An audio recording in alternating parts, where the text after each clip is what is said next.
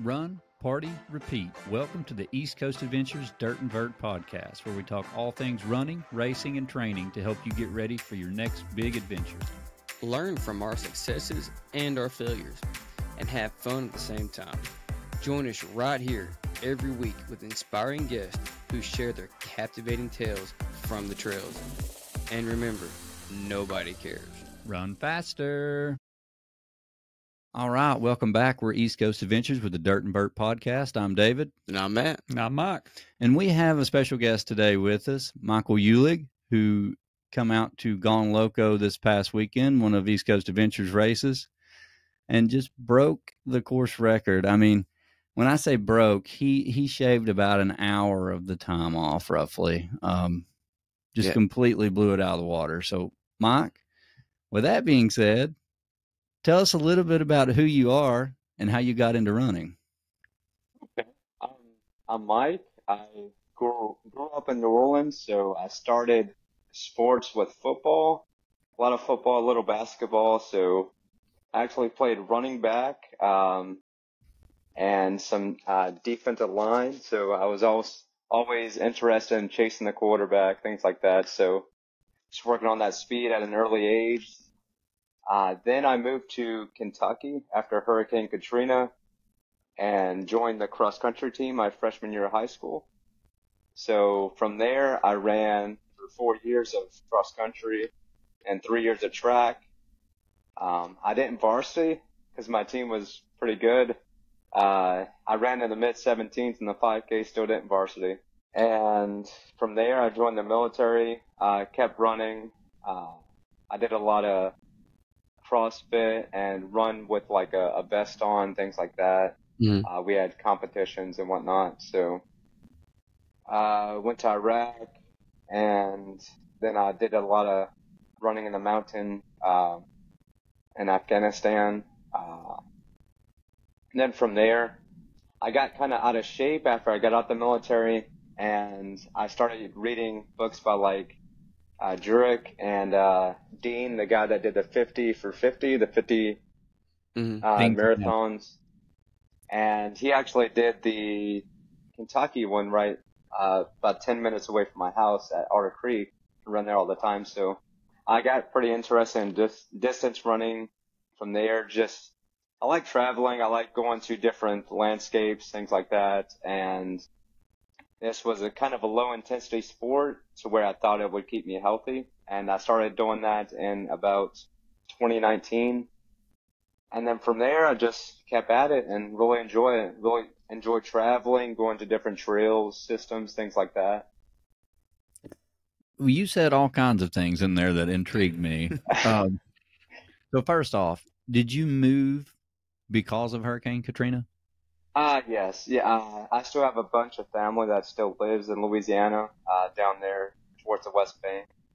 But yeah, my family moved. My mom is from that area, so we moved to Kentucky, where my dad's side of the family is from. Oh, and you moved straight from New Orleans to Kentucky, and you've been there ever since? Well, I went to the military, and then I got out, started going to college at U of L, and been in Kentucky generally since. And you ran a 17-minute 5K, and you weren't on the varsity team. So how fast were the guys on your team? It was about mid-17s, but they were pretty quick. Yeah, I was always like the eighth man, so always the bridesmaid, never the bride, I guess you would say. You could have came down to Sequoia and you would have been all county. Yeah. You just didn't know that long distance was going to be your thing. Yeah, and I always enjoyed the long runs in high school. Now, my other question is, what in the world is it like running in the mountains in Afghanistan? It's pretty fun. I wish there was more elevation in this part of Kentucky, but it's pretty fun. I did a lot of kit runs with like a tactical vest on. You're not a little scared out there running in the woods? And it was just, so we had a small cob, but we had maybe like 15 people there at most, and I would run around there. So what made you want to join the military? So I wasn't fast enough to go to college and run, but I had that nothing planned that I wanted to do with my life, and I knew I wanted to get out of Kentucky and travel, and that was a easy way to get paid and get free college thereafter and travel the world, see different cultures, things like that. Do you feel like since you were from New Orleans, would staying there, had Katrina not happened, would that have made you closer to varsity and stuff like that in your area? Or From there, I probably would have stayed with basketball, to be honest. I may not have really? ever went with cross country. Okay. But I was pretty small at a young age, like middle school and stuff. But I was a feisty little fella, I guess. Yep. No, that's what I was telling the guys before we started and everything. I was like, man, he looks built. I mean, you've got some build to you, and I was curious about, we'll get to it. How many days you strength train, etc., and so forth. So Sounds good. in school, you did cross country, and you had never ran before then. So correct, so high school is cross country. Then you're running and training in the military. How many years did you spend in the military? About 5.5. So just one contract. I went in Okay. with an airborne ranger contract. So did you come back and just jump into a race, or how did this evolve into where you're at now? Like I said, I got out of shape a little bit and when I got out the military, so I started I always like reading books and listening to audiobooks and stuff like that. And I went from like maybe running 10 miles a week to jumping in and started doing like 30, 40 miles a week on the trails. And I was way out of shape, but it was nice to see that slow, very, very slow progression to just get into ultra running. Mm-hmm. So was there someone that inspired you to run, or was it just strictly from the books, or was there someone around you that was like running and trying to push you? So I knew of Will's store, Running Souls, and I run with them a lot now, but actually it was mostly just the books. And then, because I don't know, I was just nervous, I guess, like, oh, I'm too slow to run with these people. Yeah. I'm too out of shape. And so mostly I spent like a good year and a half, mostly just running by myself on the trails and stuff. Well, I mean, and that's the thing, like for everybody, is you have to start somewhere. Mm-hmm. You're always, when you start out, you're not going to be the fastest. You probably are going to be the slowest. And I mean, dang, man, look at you now. I mean, you come out to Gone Loco and you just destroyed the course. Now we'll get to that a little later, because I think this story is a little funny too, how, you were trying to race a certain individual. We won't get into that yet, but I think it's really cool, like the trajectory that you came, like with Hurricane Katrina, you probably would never have ran. Mm-hmm. Then out of the military, I'm sure running was the last thing on your mind. You've done plenty of that there. So, you let yourself go, but you got inspired, you started back. And I mean, now you're like, I'm just looking at your ultra sign up, and like you've done 10 races and you have 9 trophies. That's pretty impressive. But with that being said, was there a progression? Did you sign up for some smaller races? Because all we see is your ultra sign up. Like, did you jump into some 5Ks and half marathon? Like, how did you get back into a long distance? So after a while, like I said, I started running with the group, Running Souls, wherever, all those guys, fantastic people. And they put on a little thing called a Fat Ass 50K that goes near my house. So from Elizabethtown, Kentucky, it heads north, goes right past my house. So it worked out perfectly. I started looking into that. It's all on the roads, point to point. But from there, I was supposed to do it with my dad, and he backed out last minute, which is fine. But I ran that, and I think I ran it in. So it took me a while to start getting in shape, but I think I ran that in about 3:54 or something. Like 3 hours 54. Yeah. What do you And that mean? was, I think, in Like- 2020. And you were kind of out of shape. Just kind of. It's kind of Oh, Working. this was after about a couple of years of getting really yeah, I was gonna say, into 'cause running. he said he was afraid to run with everybody else because he thought they'd be faster, but he's just Well, and I'll say Will is an awesome guy. I met him at Kentucky Last Soul Standing when I ran it. Spent some time in his store. There's a cool pizza shop right beside it. I think I ate there too. But Will's an awesome guy. So I mean, you're running with a really good group, and I mean, Will's ran some pretty big races. I mean, yeah. at some point we'll have to get him on here too. But Will's a great person to be running with, and I'm sure he gives you a lot of advice as well, especially things not to do. Absolutely. And if you're new into ultra running, the best thing you can do to learn what not to do is volunteer for a race. Absolutely. That is great advice, Mike. That is Yeah. great advice. Did you do that? Yes. It's a good way to learn what to do and what not to do.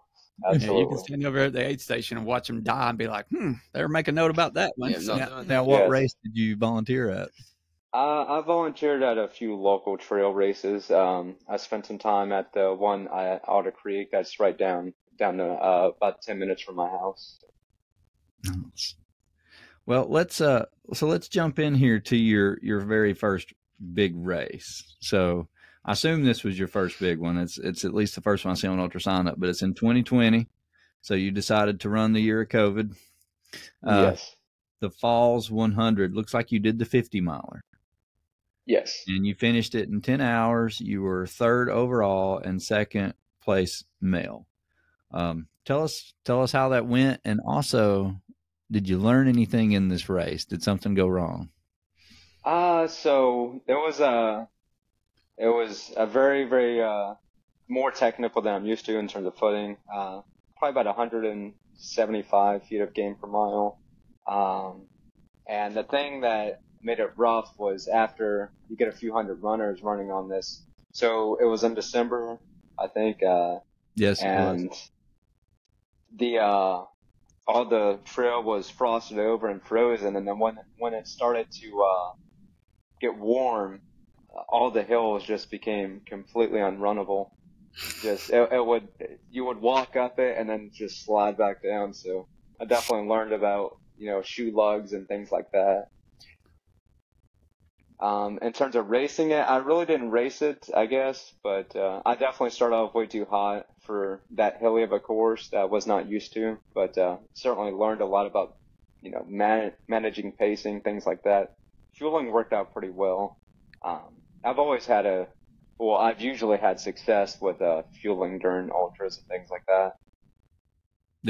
Was that a learning curve for you, or have you just kind of been blessed with a still iron stomach?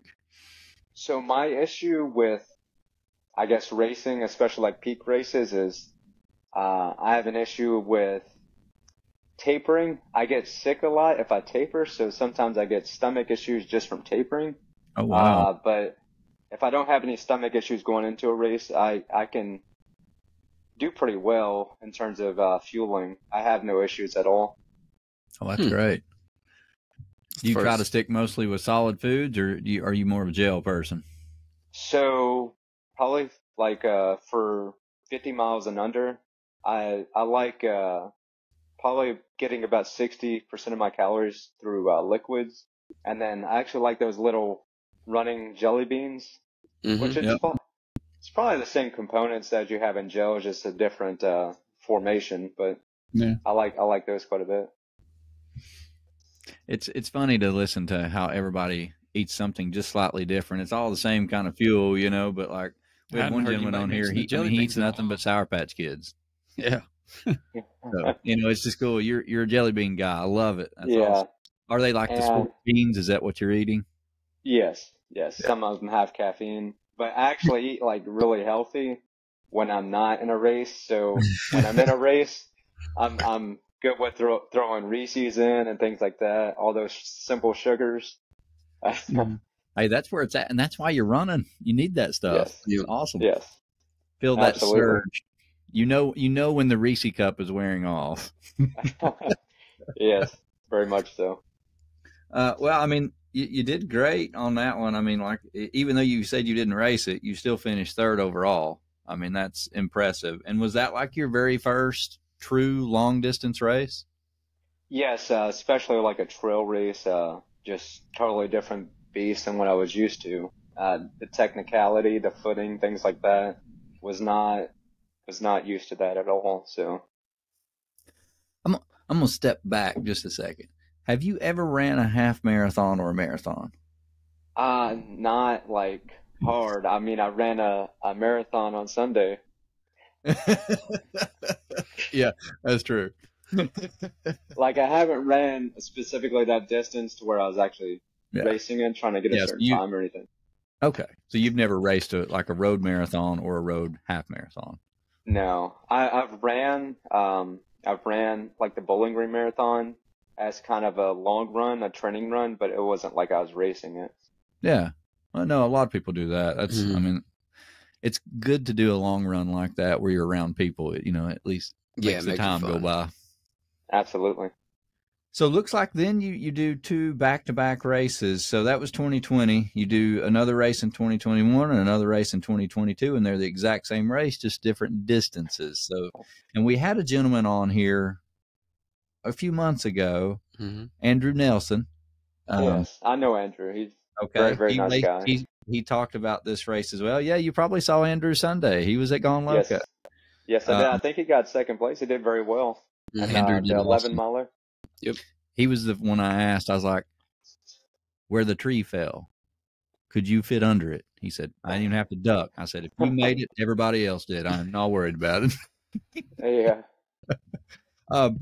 But Crooked Creek.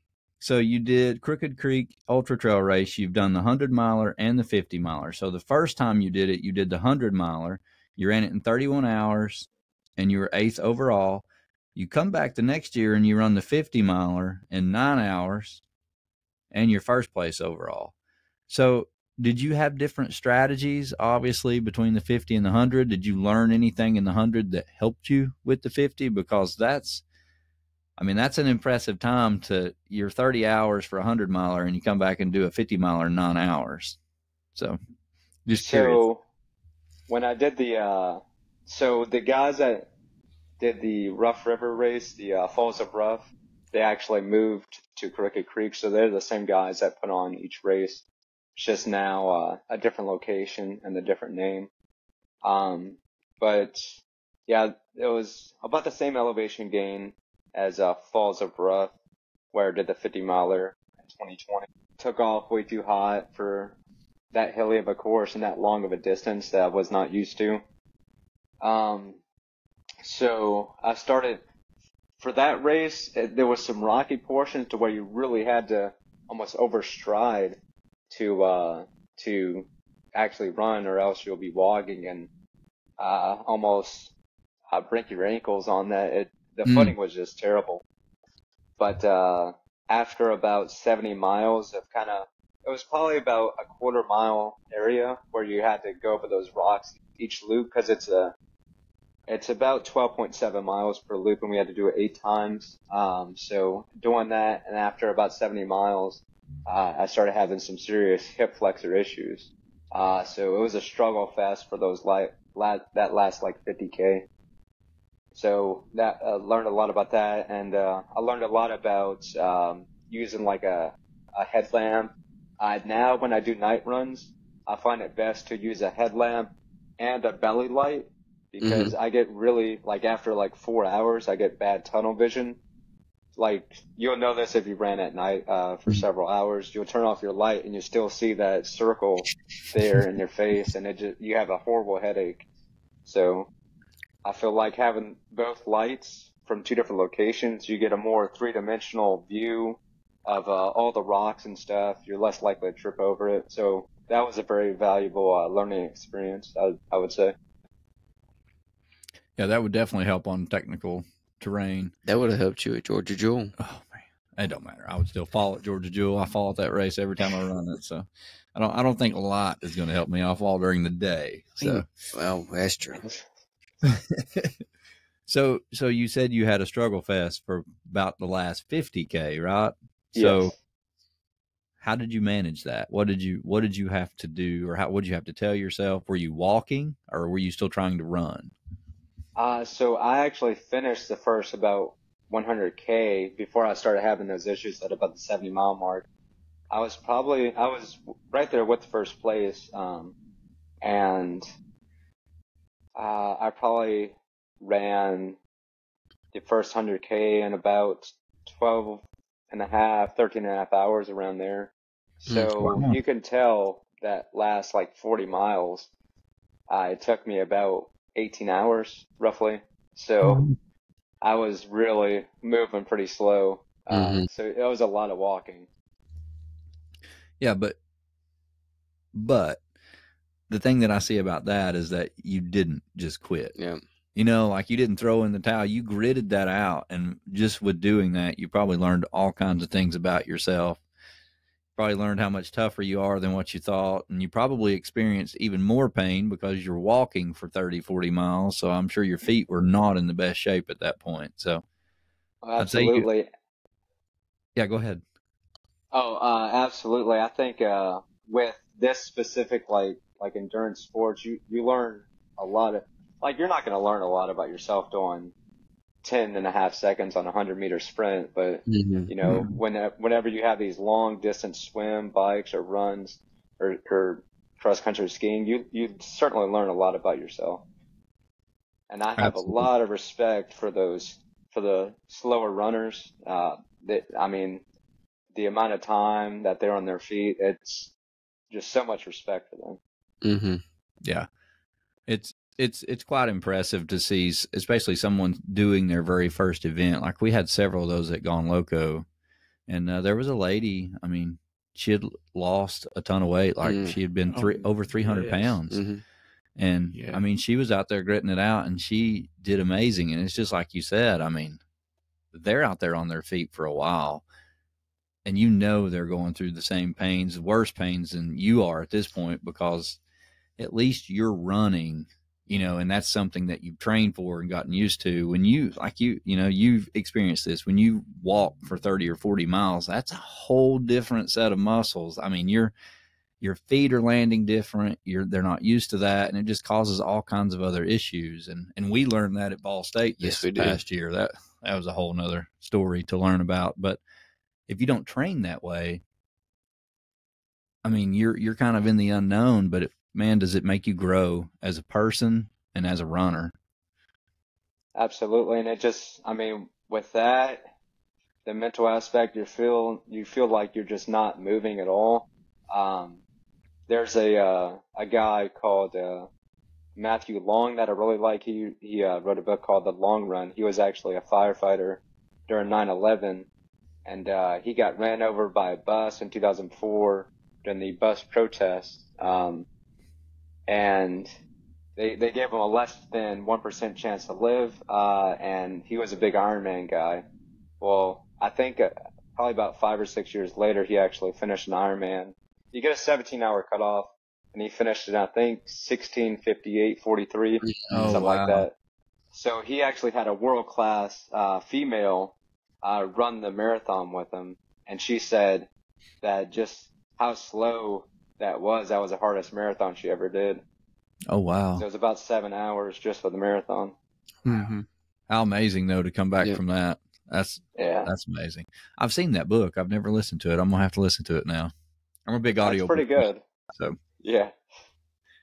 All right. So did you experience any like blisters or anything like that you had to deal with in this long distance race? Absolutely.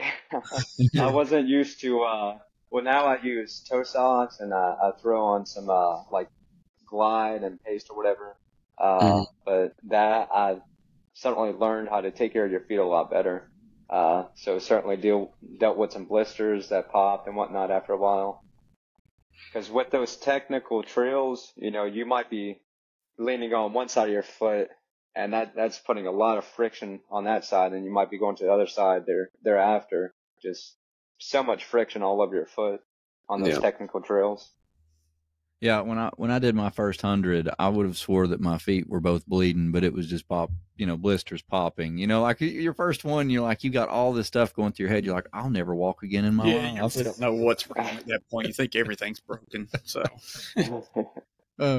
So, and some of this stuff is just learning as you go, like learning how to use, whether it's, squirrel's nut butter or salty britches or whatever it is you use, learning what you need to do and where you need to put it, it's your feet game is very serious, along with other sections of your body that need the proper lubricant. So, that's something that we all learn and different for everybody. Let's move into another race though. And this one's familiar with us. My daughter actually even ran the 25K a long time ago. And we know this race director, John Harden, Music City Trail Ultra 50K. So tell us about this one. So you finished in 5 hours. This is not an easy course either. I mean, it's got some elevation. If I remember right, the power line climb's pretty big, but you finished second overall, which is, that's a strong time on this course. How did that day go? You're obviously coming off the Crooked Creek races in December, and then this race is in March. So you got some fresh legs, you're healed up, and I'm sure you learned a lot of lessons. So how did that one go? So after that Crooked Creek race, the 50 miler where I finished first, I kind of got in the mindset of, hey, this is quite fun to do this competitively. It's kind of an outlet that I'm not used to. It was very fun mentally. And I actually won that Crooked Creek 50 miler by, I think, about 17 seconds. Oh, wow. So you had to sprint at the end? No. So like I said, it's 8 laps for the 100 miler that I did the year before, and it was 4 laps for the 50. And after each lap, right before you hit the finish line, you exit the trail and enter a sidewalk. That's about 3/4 of a mile, because I timed it after the first few laps. I'll check my GPS, and we all start at about the same time on that race. So there's a marathon, a 50 miler, and a 100 miler, and a half marathon as well. So you don't know who's doing which distance, which sucks. But I'm looking at my watch on that last loop when I exit the woods, and I'm like, if someone's hauling butt, I know they're about to finish a 50 miler and they're in my race. So I saw this guy in bright orange shorts, and I was like, he's moving too fast to be doing the 100. All the marathon guys that are moving at anywhere close to that pace are already finished. So I saw that I was 12 seconds ahead of him, and I knew that so 12 seconds for 3/4 of a mile, that's 16 seconds per mile for that last distance. So I knew that if I can hold this at marathon pace, I won't flop and die off, but I think I can keep them at bay. So I ended up, I was 12 seconds ahead of him at that point. I ended up winning by 17 seconds, which is super close for that long of a race. Yeah, absolutely. That normally don't happen in longer races like that. Yeah. But from that point, so that was about 3 months before the Music City Ultra. From that point, I started getting into the competitive aspect mentally. So I saw like David Goggins and people like that did the Music City Trail Ultra, and I didn't use it as a peak race, so I wasn't in best shape, but I still used it as a very, very a race, but a very hard effort. But my peak race for that training block was actually about a month and a half later.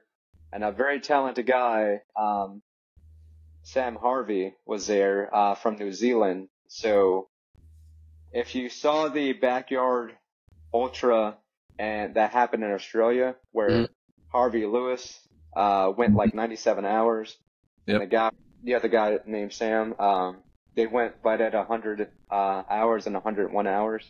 The guy that got second that went 400 miles was the guy that I raced against in Nashville. He just happened to be there because his sister was getting married. So yeah, he kicked butt at that race. And it was cool to talk to him and get some data and some information from him, pick his mind. We hung out for a couple hours, and that was a very, very, very hard everything. That's awesome. That's pretty cool. I mean, well, so did you. Yep. I mean, you ran it in 5 hours, and that's got some pretty serious elevation to it. The power lines is almost impossible to really run. You're trying, but it's there's no way you're going to run up that for the whole time. Yeah. It's pretty Yeah, stiff. it kicks off with like a half mile flat and then just goes right up like 350 feet of incline right away. Yeah, my daughter was real mad at me when she signed up for that because I told her, I was like, I don't really know. I've never ran this one. I said, I know John puts on a great race. We signed her up for the 25K, and about an hour in, she just looked at me. She's like, you didn't tell me it was like this. I'm like, well, you're almost done now. You're halfway there. So I'd say the 50K, like per mile, the 50K is actually easier because you get about 5-6 miles of fire roads at the end on the 50K that you don't get for the 25K. Oh, really? I've never, never ran the 50K. We should go out and do that one day, guys. We need to go. I've never done a Harden race. We need to go run that. Need to go do one. Well, John Harden's I mean, did you get to talk to John? He's a great guy. He's a great race director too. Yeah, the super, super fun atmosphere, culture that they put on. So with that being a lot of private land, it doesn't get run on much, so that dirt's super soft. But I just love the atmosphere that they put on. It's just so fun. Yep. I'm gonna do it again this year as well. Oh, nice. You got a goal? I would actually like to break. I would like to break Goggins' time on that, which is 4.5 hours. Has he got the course record? No, I think he's around 5. I think the course record's like in the low 14s, like 4:12 or something. Oh wow! I'm about to look. We got to look this up. Which, I coached cross country and. Of course, Bob Adams is second. He's 1 minute behind. Bob's who we just had on here last week. Bob has course records all over this world. Bob was sitting there like, "Yep, that's me." Anyways, go right ahead, Mike. Well, I coach cross country at the local school, and all the guys are like, "Oh, David Goggins," so I always give them crap. So it'd be nice to be Goggins' time, just to there you go. Throw it in their face, I guess. Then you can carry a log over there to them and just drop I think it. everybody we have on here is a cross country coach of some extent. Yeah. Learn this. Yeah, What age group? it's high school. Oh wow. It's actually all boys, so they segregate the females and males. What's the fastest time?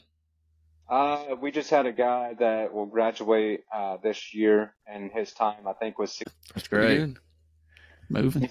That's slightly faster than you in high school, Mike. Just slightly. Yeah, well, it's fun. You try to teach these teenagers, and it's very humbling when it comes to how much speed they have. It's just crazy. Yeah. Well, thank you for what you do. Like that takes a lot of patience, It anyways, and it's just awesome to see people doing that and giving back and teaching them what you've learned. Mm-hmm. I'm sure they're very respectful of your advice too.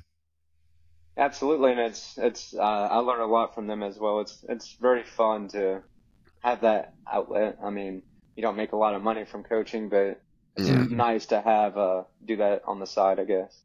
So it's not as lucrative as race directing, is what you're saying.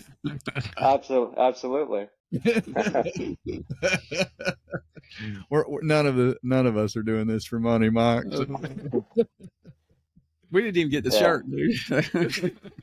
I have a story on that. Let's hear it.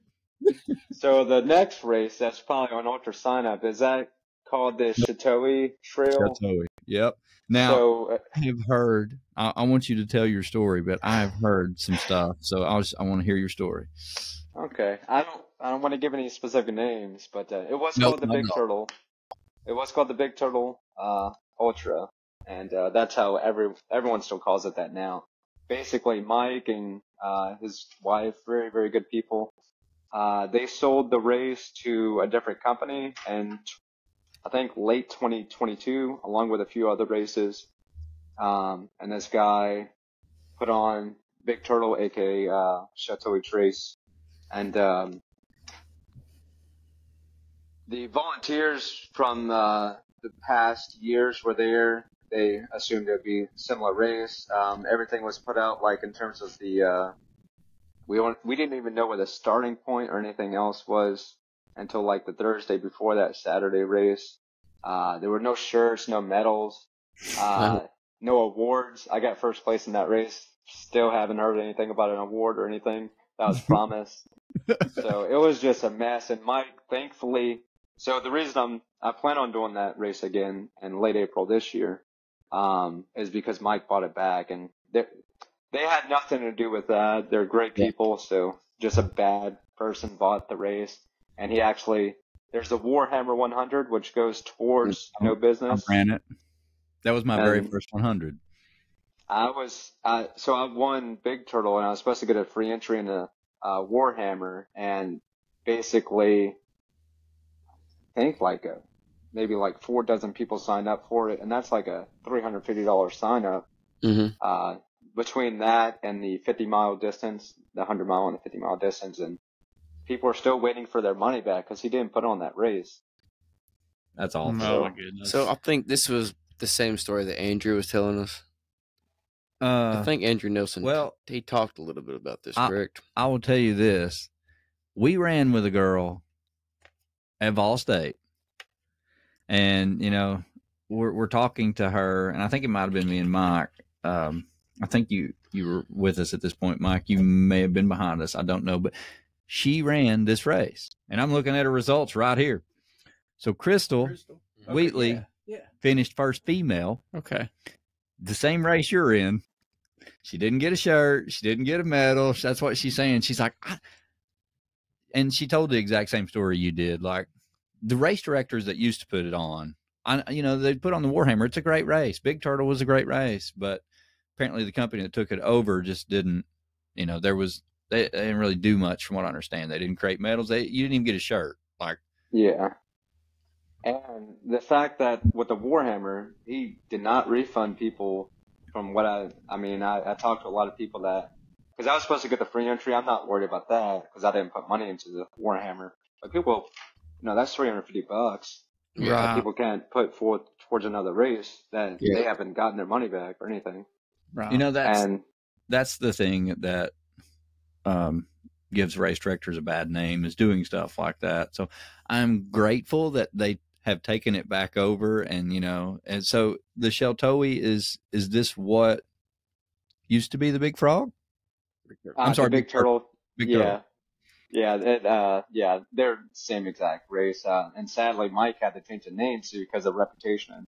Basically been floundered by the race director that was there for 2023. Are they still putting on races?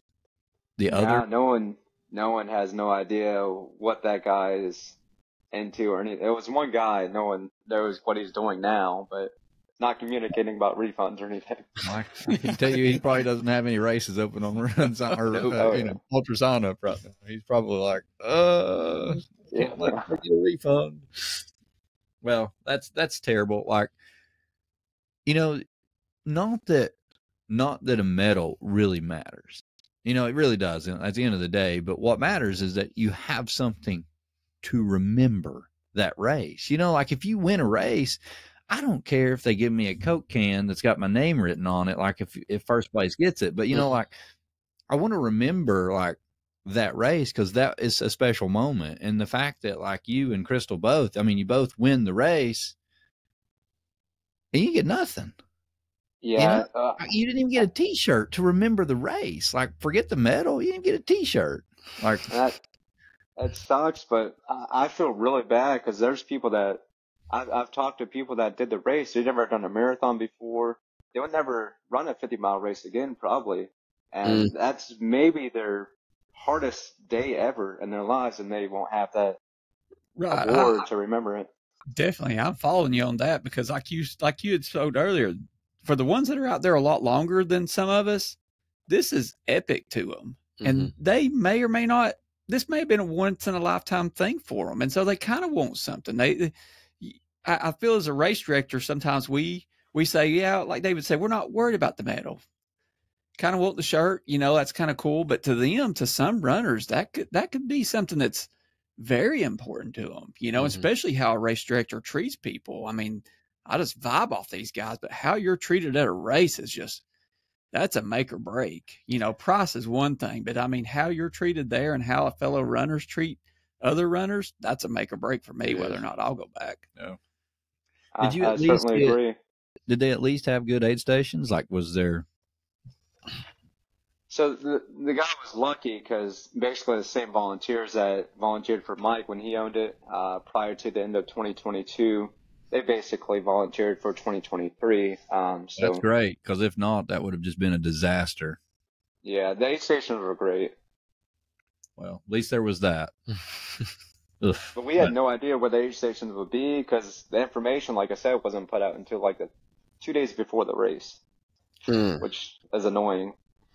So, you know, I mean, kudos to him, though. Who's the race director now? I can't remember his name. Mike, and I know his wife's name starts with a C. It might be Chrissy or something like that. Okay. Well, no, it's Brandy, and the last name is a C. Mike and Brandy. Well, I'm just glad they took it back over. Yeah. And anybody that wants to help support some good race directors, there you go. Sheltoe Trace Ultras. Go check it out. Do they still put on the Warhammer? Yeah, it's called something else now. And they're no longer doing the 100-mile distance. They're going to keep it at 50 miles and under. I forgot what it's called now. That was tough. Same course, but they're just doing the 50-mile and under distance. So now, tell us about the Yankee Springs 100K. So that goes back in the Big Turtle. Big Turtle, so I did Music City Ultra. I did Big Turtle. So I used Music City as kind of a very, very hard training run, kind of like Gone Loco. It's still a race, so I'm going to go very hard, but then Big Turtle was a peak race, and Warhammer was supposed to be like the peak race of the training block. That got canceled like the week after it was supposed to happen, so no one knew what was going on. So I'm on Ultra Sign Up looking for any race while I'm in peak shape, and had to travel 7 hours north to go to Michigan for 100K. I was in 100-mile shape, but 100K, that works for me. But that was a very fun race. That was a loop race. I think it ended up being about 65 miles with 4 loops. And I didn't have time to research the race or anything, but there was about 8 miles total that was like sand, and I just hated that. It's miserable. Well, I can't say much. I don't think we research much on races either, so don't go bad there. We like to go in blind and have no expectation. Be surprised. Like, oh, yeah, new mile. you go in and you win that race too. I mean, you've just, like, over the years, you've just built up a tremendous amount of medals or trophies, I guess, on Ultra Sign Up from your races. So you're talking about your training block, and I think we'll get into that in just a second. But you know what you're doing seems to be working well for you. I mean, the Yankee Springs Trail Run 100K, you did it in 10 hours, your first place overall. Bluegrass Reaper Challenge 50K, you did it in 3 hours and 9 minutes. Man, that is crazy for a 5K. So tell us this one. There's a caveat in there. It was a little bit different. Basically, we had to run, I think it was like 2.7 miles every 40 minutes. So I didn't run 50K straight 3 hours and 9 minutes. Okay. Someone else told us about the same race. Then I remember who? Steven Okay. Cornhouse. So you got to run your speed, and then there was a break in between each one. Yes, but it had its own challenges in a way because you had to worry about your legs tightening up while you're resting. It felt nice to change socks every few 40-minute segments, but the legs tightening up was a pretty big issue. Well, I mean, you might actually be able to run that now. I mean, you just come out and do a training run at Gone Loco and run 34-ish miles. We call it a 55K, and on the thing, it's a 33 miler. So I'll just go ahead and fix this story right now. So when we set this whole course up in 2020, so you started running about the time that, you know, we started race directing, right during COVID. That was fun. But when we went to do the Gone Loco, the extension wasn't done. So it was literally just a 4 mile out and back. It was like 8 on miles. the main highway there at 39. It stopped. So the original Gone Loco was put on in December, not February. And they're like, we're gonna have the trail done like 2 weeks before you have the race. We'll have the bathrooms built, because there was no parking lot. It was just gravel. There was no bathrooms, none of that. And we're like, cool. So me and Mike go out there like a week before the race, and the bathroom's not done yet, I don't think. The parking lot's done, and the trail's not done, but it's close. So we run the trail, and it's like close to, you know, I think it was like 11.5 or 7 miles by the time you run the whole thing, or, you know, it's more than 11.5, I guess. We ended up with like 34-ish miles. So the extension that they told us was just slightly longer than when we created the race. So we've just left it that way. But we at least call the medals a 55K now. Yeah. Well, I mean, 20 miles. if you go into 100-mile, usually they're about 4 so miles over anyway. So I think the ultra community, we're kind of used to it. Yeah. That's exactly right. Well, so now let's get into this race. So Gone Loco, you come out this Sunday. We don't know who Mike Uhlig is. Nope. No. Never heard of him. Not at all. I see, you know, someone starts talking about your 3-hour 50K on Ultra Sign Up, Yep. and I'm like, oh, wow. Yeah. But more importantly, I pull it up and I see all your results, and I'm like, well, this guy's going to be competitive. And you just absolutely crushed this race. And from my understanding, I think you did talk to my girlfriend a little bit about this, and Emmanuel, and I've just heard parts of the story, but I think you ran much harder than you planned because you thought Emmanuel was Prefontaine. Yeah. So tell us this story. We want to hear this. So I saw James on there. He's won it, I think, 2 of the 3 years. Very talented runner. I saw some of his pistol results. And I'll look at ultra sign up, all the entrance, things like that, to get an expectation of where people should finish, what pace they'll be in. And I assume that there would be a nice, what would you call it? A nice group, a nice pack, kind of like a marathon, a pack. Going about anywhere from like 7:35 to 8-minute pace. And I thought that'd be perfect for like the first 20 miles, and then maybe start picking it up for like the last 15, 20K. And that's not what happened. Emmanuel Estrada, I think his name is. Yeah, he took out like a bat out of hell at like 6:30 pace. So I'm wondering what's going on. I did not expect this. I looked at all the data on Ultra Startup. I don't expect someone to finish at 6:30 pace. Emmanuel has come a long way. Yeah. Oh, yes. So last year, Go ahead and tell it. I ran this. I've ran it every year except this year. The first year I haven't ran it. And so last year we started out, and we had a nice pack. It was me, James Pinara, Michael Morrell, Brandon Johnson. We were all together. Emmanuel was gone. Him and Jonathan that got third in the 11 miler, they were gone. And I'm like, I've never ran against Emmanuel. David had. And like, if he can hold this, nobody's catching him. Because, you know, I'm not going to, you know, you're running 34.5 miles, you know, keeping that 6-minute pace is going to be tough. He goes down, he turns around, he's just still getting it. I go down, turn around. I think I catch him at the second bridge. It was done. He went out with that 6-something pace, and he couldn't hold it. So he held it much longer. Yes. This past Sunday. So when did you realize that Emmanuel was not your competition? What happened was I was trying to be consistent, so I was going about 6:40, and I noticed at the first aid station, which was about 3.5 miles into it, Mhm. right about the halfway point of going out, he stopped, and I guess it looked like he had some stomach cramps because he was holding his stomach. So I'm trying to go this consistent pace, and he's just leapfrogging after the aid station in front of me, and then slowing down. So a great runner, but He is. about the turnaround point is where I finally passed him. Yeah.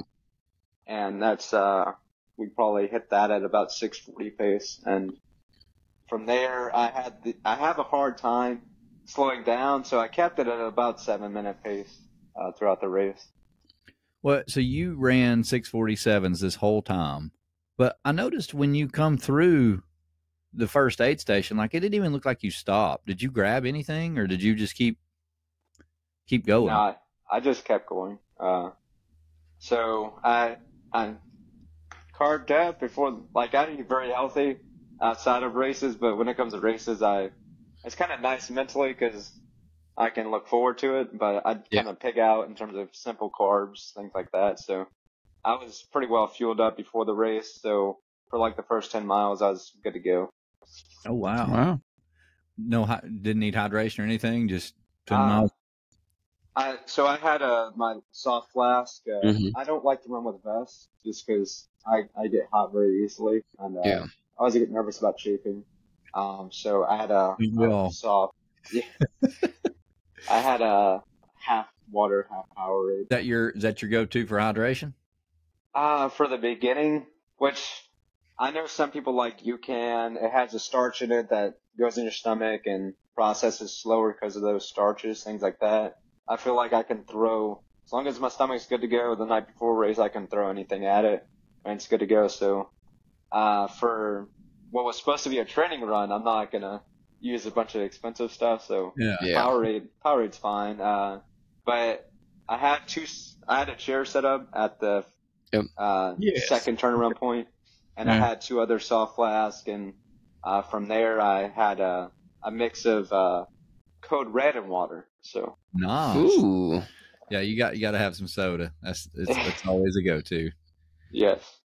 So, when did you be like? When were you like, damn, so much for my training run?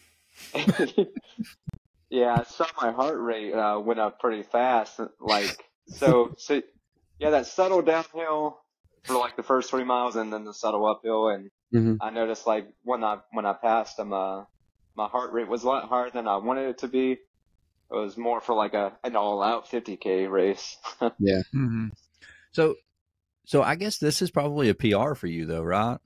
Like, I think it was about a 6. So I ran that fat ass 50K in about 3:54 something. So I guess for the 50K distance, I think it was about a 16-minute PR.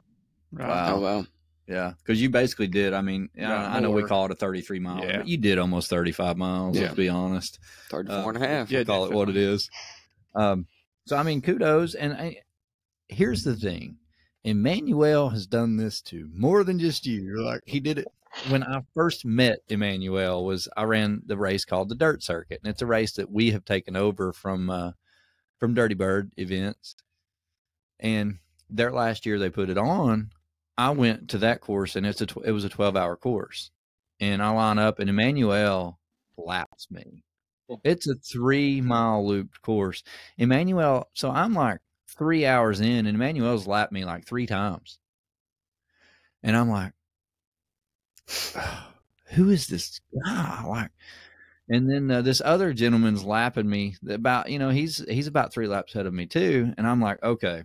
So I get in the trunk of my car, and I'm like taking 2 scoops of this scratch at this point, because I was on scratch at that point. So I like shove two scoops of scratch, and I grab some goos, and I carb up, and I just take off. And I'm running hard, like you. I'm like, okay, this sucks. Like, this is not what I planned on, Well, the one guy quits. He got his PR 50K and just walks off the course, and I'm like, okay. But Emmanuel's still Emmanuel. Emmanuel's still going. And I gain a lap finally back on Emmanuel. He held on for 10 hours. and then he just crashed. He ended up finishing second overall, but just like you, he drove me to a 12-hour PR. I mean, I ran like 69 miles in 12 hours because of Emmanuel. So I think it's funny. And like, I didn't hear the whole conversation, but Mary was telling me, she's like, you know, you were chasing Emmanuel, and Emmanuel's like, see what I did? He gets a kick out of it. That's hilarious. Yeah, It was so I went into the race at least wanting a chance to get top 3 or something. So the last thing I want to do is, do 7-minute miles while this guy's putting 30 seconds a mile on me and have to make that up later. So that's why I stayed with him. But if I would have known. Hey, but he did, from last year to this year, he held it. He held it. He got third place. I was impressed. But Emmanuel has been putting in a lot of training, which is good. I'll say this. When you come through on your first lap, we were all like, Boop. whoa. Boop. When you come through on your second lap, we were like, he's going to break the course record. Yeah. First lap. I mean, you I've said this a couple of times to other people, like, joking and stuff, but like, I mean, dude, you were just as smooth as, like, I always say this, but smooth as a box fan. I mean, like, you were just, your stride, everything, like your posture, there was no slumping, there was no crouching. You weren't like breathing hard. You were just dialed in and doing your thing, and it was awesome to watch. It was. It really was. You killed it. And the ladies were right behind you. I mean, I think it's impressive what 3 out of 4. Four people broke the course record at this course. And like that's kind of crazy to think about. Like, normally if you break a course record, you win the race. So like, kudos to everybody, but I mean, for you shaved like 45 minutes off the course record. Yeah, roughly? I was 2 minutes off from it last year, and then I think James has had like 45, 46 or something. And I mean, you honestly looked like you could have ran another lap or two at that pace. I don't know if you could have. You probably know better than us, but you looked fine. Yeah, it was supposed to be a training run, but and Emmanuel is a great runner, but I felt pretty good that day. So I worked on Saturday, and I actually went straight from work to the race and got there at about 10 p.m., something like that. So I slept in the car, which is not unusual with like music and stuff. I'm used to touring in a small car and just sleeping in the car. But there was all that rain, and then it stopped like at 6 a.m. So I was very nervous about all that rain, but we worked out pretty well. Makes all of us. Yeah, it's like every time we put that race on, expect it to either rain extremely hard or 22 degrees and raining. Like something. It's always crazy, and that's why we moved it from December. There was a tornado that come through the day of the race. Wow. So we were all sitting there in our cars, waiting on this, tornado to come through, and like we just finally called the race, and then that's when we actually moved it to February, and it's been there ever since. So it worked out. Nice. Yeah, I could see all the flooding on the side of that trail, but the trail itself was perfect. Yeah, they do I mean, I've got to give them credit. Like, they take such good care of that course. I mean, I guarantee that tree's already gone probably. If not, it will be this week. They'll at least have a sign up to let you know there's a tree. And Nick, done a great job of taking pictures that day. So, I mean, he got some really cool shots of you and everybody. So, I'm excited to see Ashley's. Yeah. We got more coming. Ashley's will be great too. But what'd you think about the course and the volunteers and just the race in general? Any feedback for us on that? I think the aid station was perfect. I like the kids app. So I get weird cravings in ultras. I think that's normal. But I like the applesauce packets at the turnaround point. Just throwing them in the stomach was nice. But the aid stations are perfect. The atmosphere was just amazing. Everyone looked like they were having a great time. I got to high five a bunch of people each lap, so that was fun. Cool. It had good energy. Yeah. Yes, absolutely. Yeah, I heard that from multiple people today through messages like that. You and Amy and all kinds of other people were just high fiving everybody out there, and I mean everybody just loved that. So that's awesome.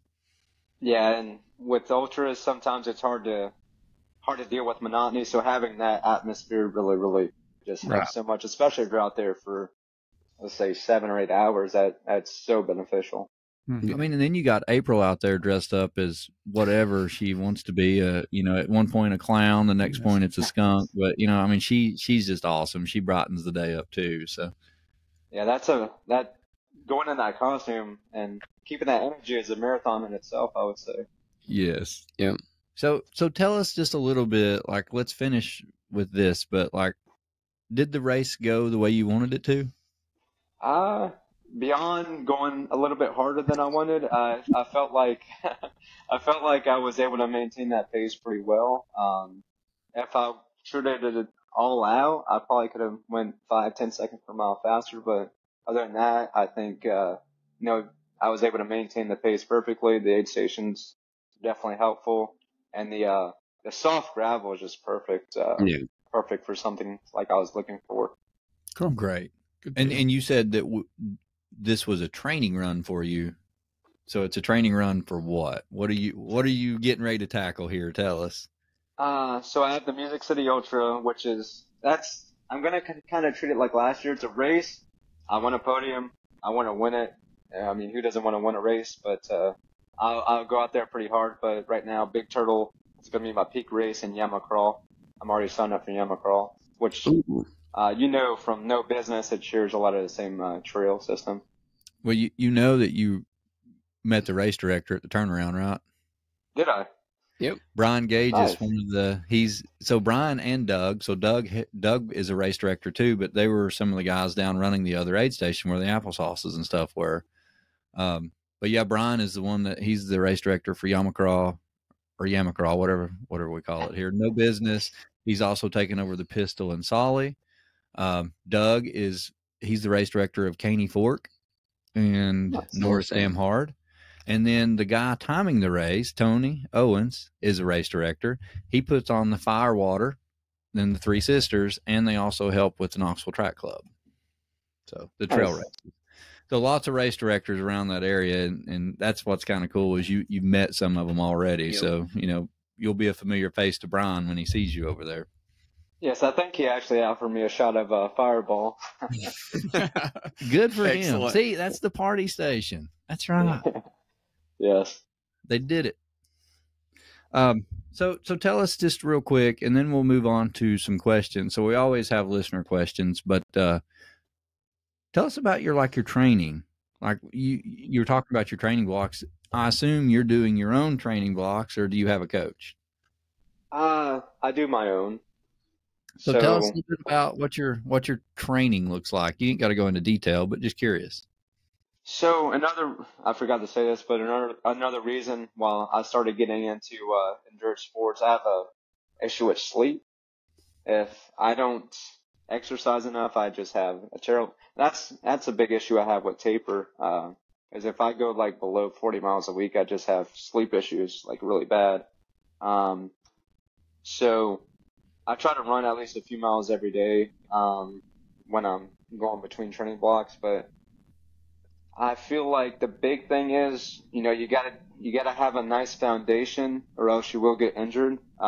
It takes about 6 weeks, at least 6 weeks to kind of build those bones and ligaments up before doing any hard training. So I think you really have to have that. And if you have that foundation, I think you can go from 30 miles a week to 100 miles a week. So that's kind of how I handle it.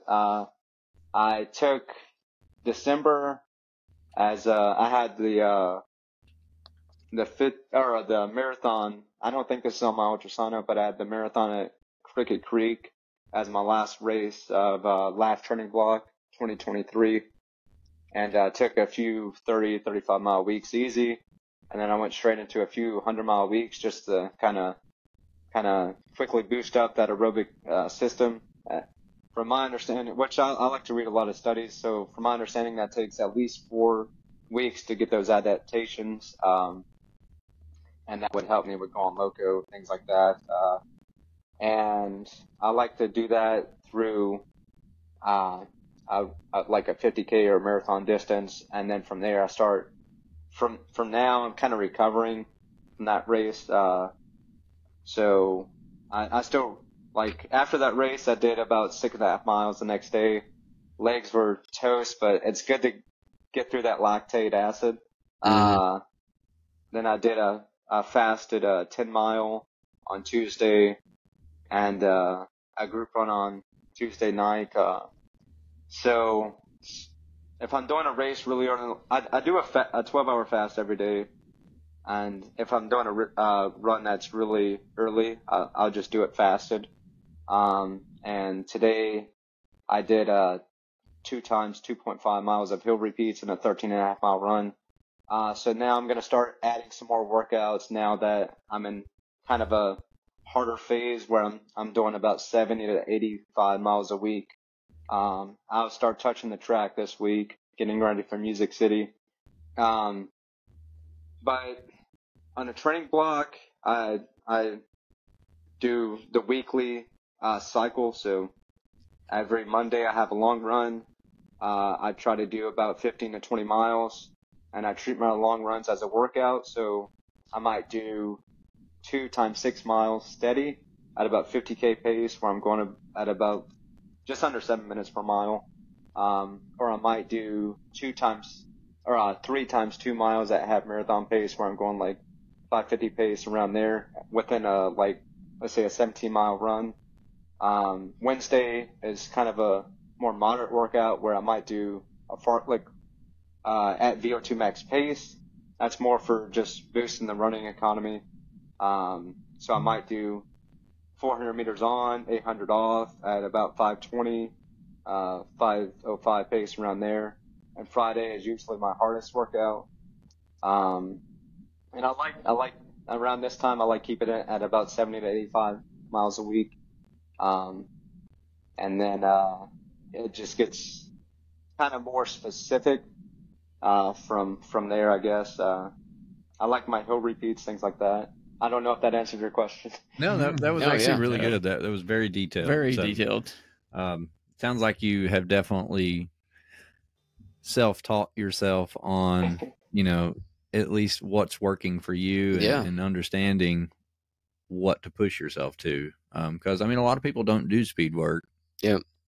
So the fact that you're doing it, we obviously can see that. We saw that at Gone Loco. A lot of people's not going to come out and run a 640 pace for 34, 35 miles. Well, do you give yourself a rest day? Like yesterday was a rest day. I did a 10 miles fast in the morning and about 5 in the afternoon. Good rest. Okay. Do you do any strength training? So, I do. It's not orthodox, but so the only weight that I touch is a 20-pound kettlebell. Let me say this to begin with: nothing that we do is orthodox. We're ultra runners, so go ahead. That's very true. I do a lot of body weight exercises, so the only weight that I actually touch is a 20-pound kettlebell. I do at least 5,000 push-ups a month. I do a bunch of shoulder exercises, a bunch of ab stuff, a bunch of lunges, a bunch of air squats, a bunch of kettlebell swings, and then some arm workouts like curls and tricep extensions, just body weight exercises. Mostly, and then the 20-pound kettlebell for the curls and the kettlebell swings. I don't need a lot of weight. I feel like ultra running, you don't have to throw around a 50-pound weight or bench press 150 pounds. 5,000 push-ups, that's fine. It's going to basically build up that muscle endurance, which helps build capillary beds and other parts of the body. So if you're doing 5,000 push-ups, how many are you doing a day? It's 160. I average at least like 160 at least a day.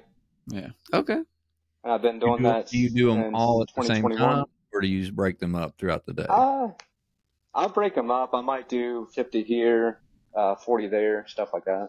Okay. And I have like the notes on my iPhone, and I just throw in a total on my iPhone. Yeah. I feel pretty good now because I've been doing about 100 a day, so I'm only 60 off. You know, maybe I'll do a You're little gonna more. have to up your game, I man. gotta pick it up. Yeah, 5,000 just felt like a nice round number per month to go after. That's a lot. That's a lot. All right. So anything else? Do you do any yoga? Any spend any time stretching or? No, I mean, I'll stretch after the group runs. I have that R8 kind of roller thing that I throw on the hamstrings and the thighs and stuff, and it hurts, but it definitely works out those kinks. Mhm. And I use compression. Yeah. Yeah. Like Yeah. compression boots. Compression, calf sleeves, and I have one that's for like a hamstring. Yeah. Okay. Yeah. That definitely helps. And I like if I don't use it enough, I think a lot of guys, especially in like middle and long distance stuff, have like hamstring issues. So I like compression shorts quite a lot for dealing with that, especially during a race. Yeah. Yep. I battled hamstring issues all last year after I had rhabdo, and I'm finally starting to get that all worked out, luckily. But yeah, it happened to me last year, and I hadn't had issues till I had rhabdo. Somehow I ended up with hamstring issues, I think just because I was probably so dehydrated. But that was definitely me too. So, I mean, it happens, unfortunately. Rhabdo is basically where you have too much toxicity in the blood. Is that what it is, or? Your creatinine level, yeah, like your muscle breakdown and stuff just overloads what you can flush through your body, and your kidneys start shutting down. And then your creatinine level, once it gets to a certain point, I mean, your kidney just can't work fast enough. And then you can drink water, you can do whatever, but it's just not, it's not doing anything. So you just become quickly dehydrated. Your muscles just keep breaking down. Your body just starts cramping. I mean, you go into renal failure, which is what happened to me. But you learn a lot from stuff like that. So, I learned that my hydration was poor, obviously how you fuel and hydrate the week of your race is just as important as when you're hydrating during the race. And I do a good job of that in the past. And I can say that I've done better. That's one of those things, like when it happens to you, it stays in your head, for a long time. Like you start having these pains and you're like, oh no, here we go again. But I've finally gotten past that. But, that's a lesson learned for me, is like going race week or anything, even after a race. That's the one thing I learned too, is after a race, you need to keep hydrating just like you're racing to flush your kidneys out, because that creatinine level will stay in there as you're flushing that out. So it's not only just like up to the race, it's right after the race too. And that's just lessons learned from me going to the hospital 3 times over this, so I mean, if you didn't know that, you do now. But definitely after the race, it's just as important. Yeah, sorry to hear about that. I mean, it happened in John Harden's race. You ever heard of Black Toe? Yes, did Okay. that just happen? It did. It did. I was there Okay. last year trying to do the 100 miles in 24 hours because no one's ever done it at that race. And I was 50 miles in, 12 hours, and went into rhabdo. So it, unfortunate, but I'll go back again in a year or two, try it again. Still got $1,000 up there. That's true. Yeah, he's got a prize up there next year, Mike. Anybody gets 100 miles there, it's $1,000. Sounds enticing. So thank you for going through your training program for us and what you're trying to do. While Matt's pulling up the questions, and we can't help it, Matt, it'll take him 28 minutes to get these questions. Going to pulled up. recheck Instagram, make sure we don't got no new questions. Yeah, and let me say this. I'll just air the dirty laundry right now. So you sent me a list for Andy. You got to hear this, Mike. He sends me a list of questions for Andy because I was telling you we had the issues. Mm-hmm. So I sent this list of questions to Andy because what I was going to do was like edit this video back and forth to where it was like, oh, we ask a question, he answers it. Well, Matt didn't ask at least 6 of the questions that he sent me. They came in late. So at the very end, it's just Andy answering his own questions and talking to himself. I will tell you who sent those in, and it was our good buddy, Mr. Chris Stamen, and he sent those in after the podcast. And I thought it was very fitting that you just sent him all the questions. So all I'm saying, So I just is added them. if Matt sends you questions tomorrow, don't be surprised.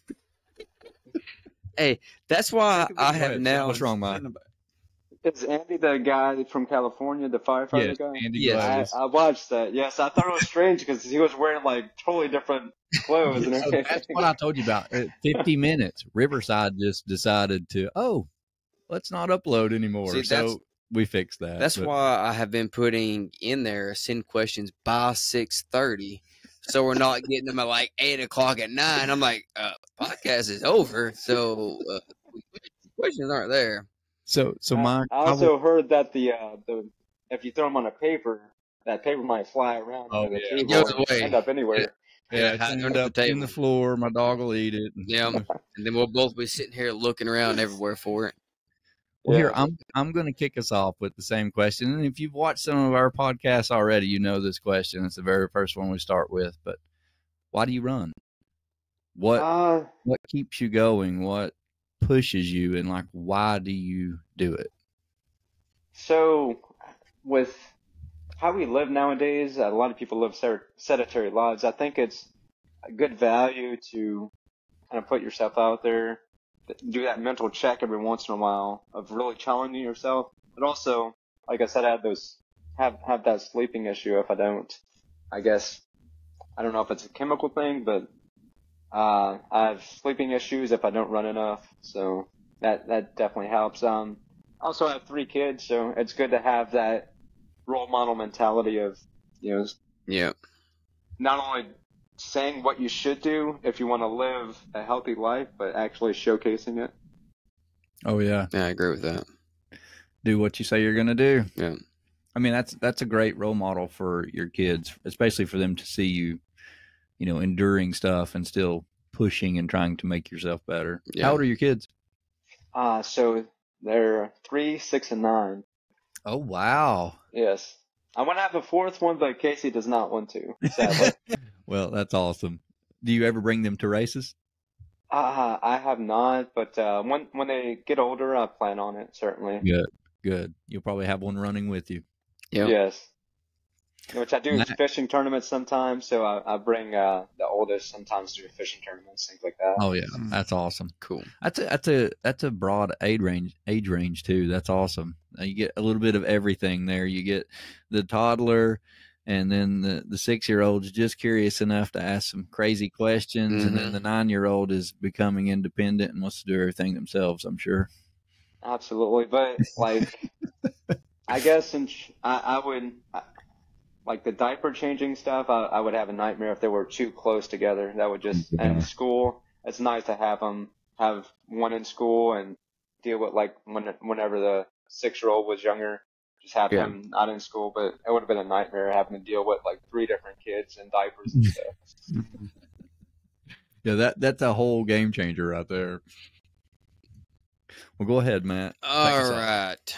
We've covered a couple of these just in our casual conversation here. But what is your favorite distance? I really like 50 miles. It's I feel like with my mentality and training, I feel like it has that distance to really force you mentally, but also you can have speed involved where you can actually pick up the paces. Like the Big Turtle, David Smith and we were throwing in surges of like 6 flat pace on the fire roads, and it's nice to have that to where you can do that in a race. Yeah. Your weekly mileage. So I like to do at least a few 100+ mile weeks, and then during a training block, I like to keep it at around 70 to 85 outside of the 100-mile weeks. And then between training blocks, I like to keep it at about 30 to 40 miles. Okay. And we went over your strength training. You do a lot of body weight and kettlebell, correct? Yes, sir. This is a pretty funny question. Were you born with perfect posture? I don't think so. Actually, when I was like 6, I think I was sleeping, and or I might have been a little bit older maybe. I wasn't in a car seat, so I think I forgot to put on my seatbelt, and I opened the car door and actually broke my arm falling out the car on the turn. So definitely not born with perfect posture. Wow. Well, when you're running, you look like He you have does. He's perfect got posture. that perfect stand-up posture. That's funny. That's I good. wonder who asked that. That's Oh, awesome. I know who asked it. When are you actually going to prep for a road marathon and set your PR? Oh, I feel like, I don't know. I feel like I want to be faster to actually go into a marathon training block. But I don't know. The thing is, I don't like big races, like big city races on road. Like everyone wants to go to Boston. I think I would actually hate that. Like you have to take a ferry and arrive there like 3 hours early and then do a round and the rain and cold. Like that sounds like a miserable time to me. I would rather hang out on the trails and run with trail runners. Mike, I think me and you were born the same way, man. I had never ran a marathon, and I'm running my first marathon and my last marathon in March. Nice. Which one? The Chattanooga Erlanger Marathon. Nice. And really the only reason that I'm running it is because Mary's got my training block going up to the marathon, but really it's this whole training block is to Yeti 50, then to Yeti 100 this year. And we're starting with the marathon training block. So it was like, do the marathon, then just keep the block go, start a new training block to get ready for the 50. Everybody seems to think I'm going to get hooked on this marathon, but it's not going to happen. It's pretty fun to do every now and then. I mean, I'm going, but I don't think I'm going to get it. I don't know. It's just, I don't know. I'm like you. I wouldn't want to go to Boston just because of the cost and when I think you can go around to other cities and have just as good a time. But it's kind of appealing to some little aspect, like Matt says. I want to do it one time. I want to go to Boston one time. I don't care. Check it off. Here's the thing. I don't want to run another marathon, period. Like, I'm going to do this and I'm done. Like, I love trail running. Like Fall State was cool. But man, 300 and something miles of road just was not fun. That wasn't fun. I mean, that's dumb. 26.2 is a lot different than 350. Very true. But I'm right there with you. I completely understand. You should do it. You should do a marathon training block. I think you'd that's crush make you faster. I may do one. Maybe like the Nashville. Was it the Rock and Roll Marathon? I may do something like that, to where it's not a huge marathon, but something. It's pretty big. Something fun. Yeah, I think it's not like New York or anything. Yeah. I did it. I did the half marathon, I think 2 years ago, and it was like it seemed like a mile long of just people. Luckily, I was up front and not back there with everybody else. But I walked back there to my father-in-law, and I'm like, "That's a lot of people in front of you, like a lot." And I mean, a lot bigger than Knoxville. Absolutely. Yeah, my races, like my dream races, like Spartathlon in Greece. That sounds amazing. Hasn't Will ran that? Yes, and I've talked to him. I always bring it up all the time, but he's done it twice. And I think he was the first American overall. The second time that he did it, he actually ran his fastest 100-mile distance within that race. That's awesome. Will is such a good dude and such a good runner. So. That's pretty cool. Then your go-to hydration and nutrition. So like I said, I eat healthy outside of races, so it's kind of nice to throw in some chocolate during a race, but I'd say a mix of that. Well, like a 100-mile race, I'm more willing to take in solids after about 100K. So I'll throw in a quesadilla or some peanut butter, things like that, or a grilled cheese. But it's more just candy and jelly beans in terms of solids. And then I like to do the half water. I hydrate a lot in terms of just straight water before the race, and then I mostly stick to half water, half Powerade, or a better nutrition or a drink supplement. And then after probably about 30 to 40K, I start throwing in half water, half caffeinated beverage. Ooh. How much caffeine do you take before a race or during a race? During a race, I like. I think caffeine definitely has its benefits. So I like. I don't know. Maybe for the Gone Loco, I just did the 2 times 18 ounce. That was half caffeinated beverage in each. The Code Red, Mountain Dew Code Red. But I'll do something like that about every 8 to 10 miles, about 8 ounces or 18 ounces. Yeah, caffeine definitely has its benefits. Sure does. Some people have a much bigger tolerance than we do. Yeah. Stamen. Stamen will take 1,000 milligrams in a race. What did he do? He took the race. 5. He takes 1 or 2 shots before he even gets to the race. I think we counted up at one point. I don't remember which race. He was in the grams. But he took almost 2 grams. Of caffeine. So you're not supposed to take more than 400 milligrams per day for the whole day.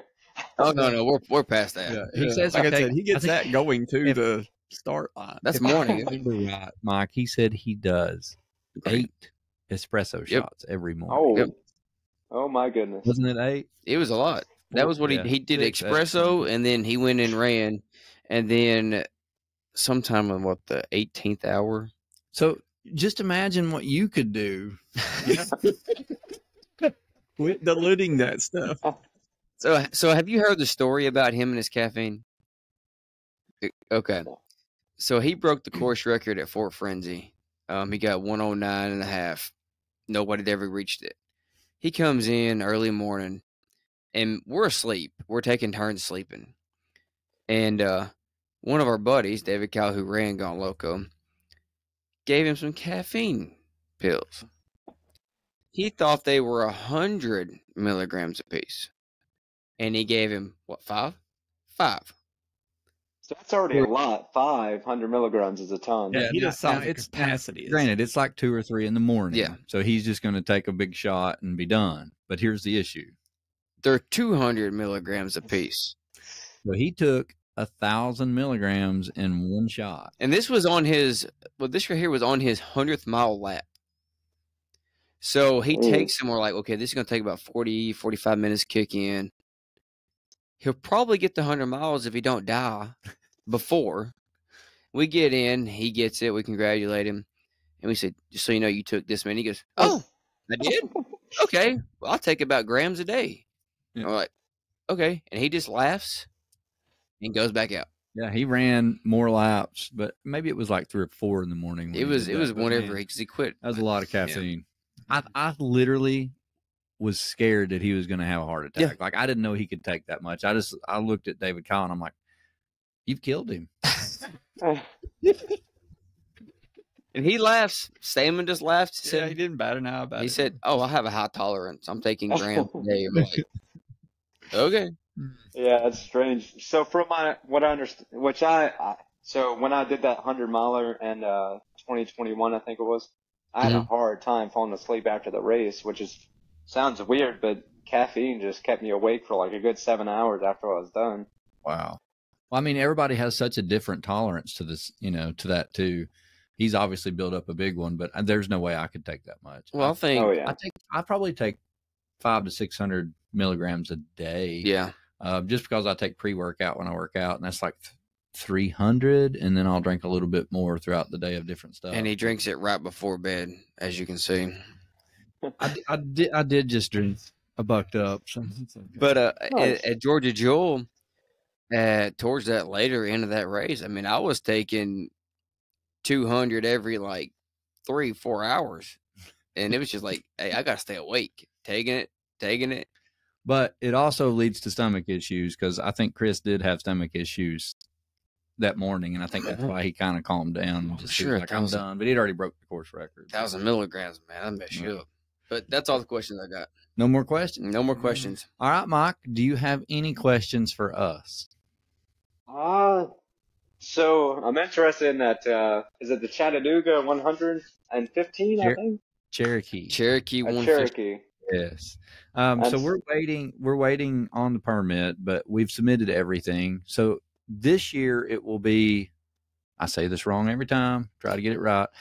This year will be the 55K and 115K. Mm-hmm. Next year, we'll do the 55K, 115K, and 115 miler. Mm-hmm. We just didn't think we had enough time this year to get all three of them because we just don't know how long it's going to take the state or, the National Forest to give us our permit approval. We're literally still waiting on it at this point. We've got everything else ready. We're just waiting on the go-ahead. But it's, I'll let Matt describe the course a little bit. It will start in Tellico. If you don't know this region, it's not too far from us, Cherokee National Forest. The 55K is looking at 7,000 plus feet of climbing. It's a point to point. You'll be bussed out and you come back to Tellico.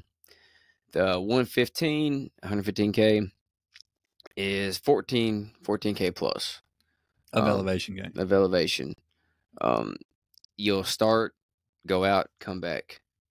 We've ran every bit of this trail. It's beautiful. You got a few pretty good climbs. We got a saying for one of the mountains, watch easy ain't easy, because it ain't easy. Watch Easy Mountain is awful. When we hiked up that thing, I just looked over at Matt and I said, I know what we're going to put on the T-shirts. Yeah. And he's like, what? And I'm like, watch easy ain't easy. And then for the 115 miler for 2025, hopefully everything goes great. There is a section in there that is like a 3,000 plus climb. I think it's like 10 miles, but it's nothing but straight up.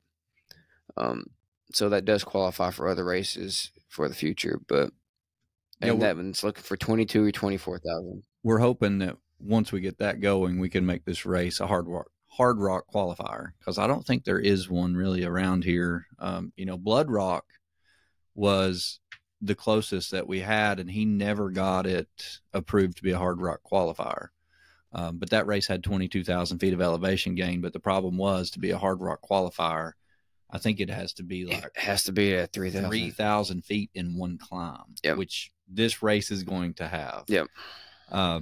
So, we say this, like, this is going to be one of the mountain races where you're going to have a race to qualify. Yeah. Like, you're going to have show that you've ran an actual trail race, a 50K or 100K in a certain amount of time to do it, because this is not going to be like a normal, 7,000 feet elevation gain, 100-mile race. It's going to be an actual true mountain race. Yeah. I mean, it's going through the Cherokee National Forest. I mean, the trails are absolutely beautiful. You see, I mean, everything from little waterfalls and streams to like these huge overlooks. I mean, we've ran it a couple of times, and we've ran up on wild hogs. We've ran up on, turkeys and all kinds of stuff. So, I mean, it's a beautiful trail, and to be honest, it's actually really well taken care of. There are people that's going out there that volunteer, and they keep the trails cleared. The only problem we ran into was we got attacked by hornets or yellow jackets. That was fun. That was real fun. But other than that, it's a beautiful trail, and I can't wait for us to get it going live. I'm excited. But the plan is July 20th. Might not fit into your schedule this year, but if it does, great. If not, reach out to us next year for sure. Yeah, that sounds fun. I might be out of the country around that time, but that definitely sounds fun. For next year, I'll have to put it on the calendar. Please do. And you've probably already met a lot of the people that will be running aid stations for us. Anything else? No, that's a good amount of climbing. So I'm definitely I like climbing. So that's definitely enticing.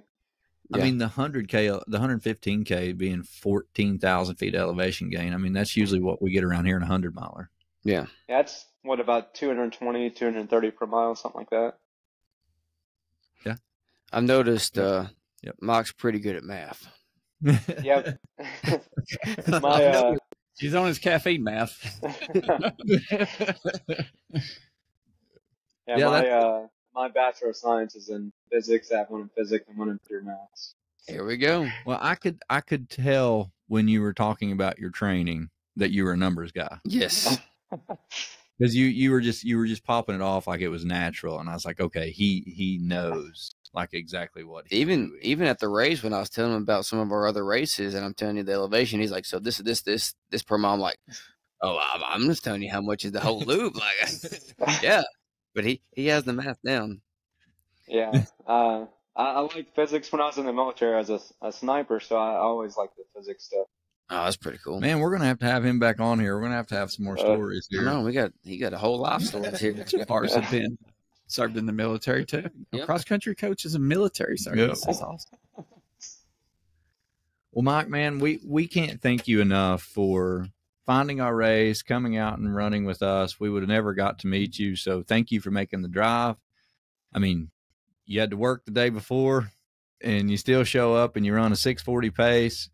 Emmanuel is awesome. He pushed you to a PR, and Emmanuel keeps getting better too. Yeah. Honestly, we love Emmanuel. He's the kind of guy that he signed up for Moab last year and went out and he got 170 miles, and which is impressive. And he's trying to go back this year. I think he's on the wait list, but he just started ultra running not too long ago, and he's learning. And when he gets his speed dialed in, he'll be a really good runner, really competitive runner. But you are an exceptional runner, and we can't wait to see what you do in the future, man. Keep doing what you're doing. We want to follow your story. We want to share your story. But ultimately, good luck at Big Turtle. I think you're going to absolutely crush that. What's your goal there? So the guy that has a course record from I won it last year, but the guy that has a course record from 2019 is going to be there. So I'm going to try to break that. It's the goal. No. So about 7:20 for a heli 50 miler. Oh, wow. Mm-hmm. Yeah. Well, you've got the base built for sure. We saw that this past weekend. Mm-hmm. So hopefully you don't have any bad falls or anything during that race, and everything runs out smooth. But we'll be following along. I appreciate it, gentlemen. And I think Emmanuel said he was like 25, so he has a ton of potential ahead of him. And I want to give a huge congrats to I think it's Miss Amy and Miss Mary. They did exceptional out there. They crushed it. Yeah. Absolutely crushed it. So they're both exceptional runners, and we were so excited to have them both in the race. I don't know if you know this story or not, but Amy and Mary raced Yeti 100 years ago, and Amy won in 15 hours something. I think Mary was 16 or 17 hours, right in there. They were first and second female. Mary goes back the next year to try to win it again, and a tree falls on her head at mile 80, knocks her out. So she didn't finish it. She goes back last year and wins the 100-miler in 16 hours something. She was second or third overall, but she was first female. And then to have them together in this 33-miler was just so fun and awesome to watch.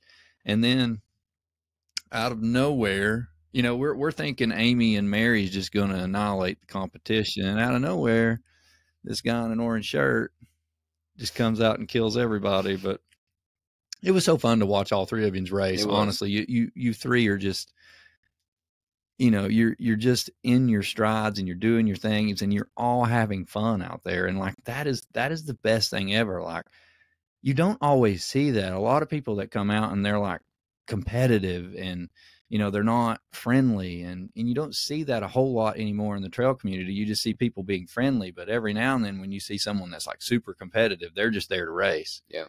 And none of y'all were like that. I mean, everyone out there was high-fiving and laughing and just having fun, and that's what it's about. I mean, like, you can win a race, but if you win a race in the wrong way, what have you really done? I mean, you're going to upset a lot of people. Yeah, you won a race, but people remember you for how you treat them, not because you won a race. And I think that's what sets a lot of people apart, and especially people like you and Mary and Amy. You all treat people the way they want to be treated, and you're great runners. People don't forget that. I certainly appreciate it, and I certainly appreciate you all putting on the race. I just really enjoy traveling to different trail systems, so I appreciate what you all do, very much so. Well, thank you so much. And Mike, if you ever want to come out and run another one of our races, man, please reach out to us. We'll, even if it's sold out, we'll try our best to make a spot for you. And definitely put the Cherokee 100. We call it the Cherokee 100, but it's actually the 115. But definitely keep it on your list. At some point, we'll change the name to Cherokee 115. I've got it on there, 115. I don't know what to sign up. That's what it's listed as now. Oh, I fixed it the other day.